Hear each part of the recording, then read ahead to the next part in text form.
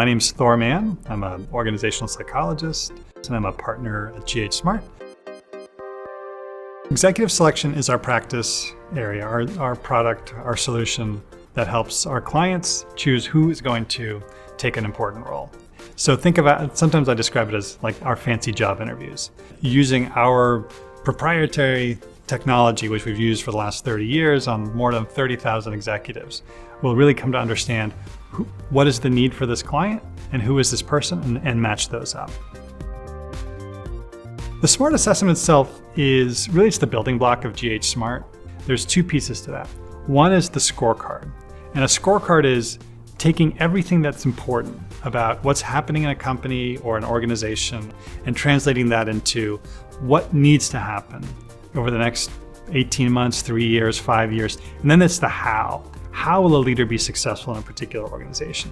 So for example, some places have cultures where it's really important to just charge ahead and just get things done and ask for forgiveness afterwards.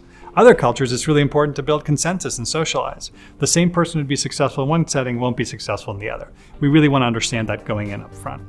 The other piece of the SMART assessment is the actual job interview, career walkthrough. So for that, we're spending about half a day with a candidate. In that conversation, we're trying to understand the ways that this person has been successful. How will that translate into delivering on the outcomes that we described in that scorecard? There's probably 3 important skill sets to succeed as an assessor. The first is you have to start with a real curiosity about people. You really want to be curious and be able to connect with someone because you're going to have the privilege of listening to someone's life story. Then there's the analytical component, which is taking that scorecard that I talked about earlier, like building an understanding of what is a client looking for, what are they looking to accomplish, how do they want that to get done, and then mapping that against this person's story. And then the third piece is in some ways the most important because at the end of the day, we care about client impact. You have to be able to communicate your perspective about how an individual, a candidate is likely to perform, both verbally and in writing in such a way that our clients can come away saying, I really understand what I was trying to accomplish with that scorecard. And now I understand who this person is. And I know what the right action is to take. There really is such a great variation in the length of engagement because you can be working on a public company CEO succession process, which boils down to an executive selection decision. But that can last years. And like at the very least, it's going to be 6 months. All the way down to one of our private equity clients who we've worked with for a long time might say, hey, we have this role open in one of our portfolio companies. You know us pretty well. You know the role pretty well. We have a candidate available, and that can take as little as a week.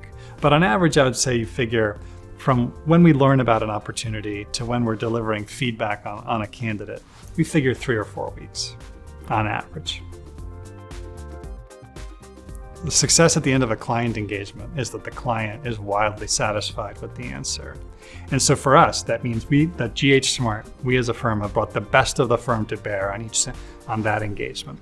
And so we've done our best to really understand what's going on in that client context, and that our scorecard reflects not just what sort of a first layer understanding of what needs to happen, but that we've done the work to think through what are the implications of the different requirements that they have in the scorecard. How realistic are they? And then that we've spent the time with the candidate and really thought through how will that candidate perform?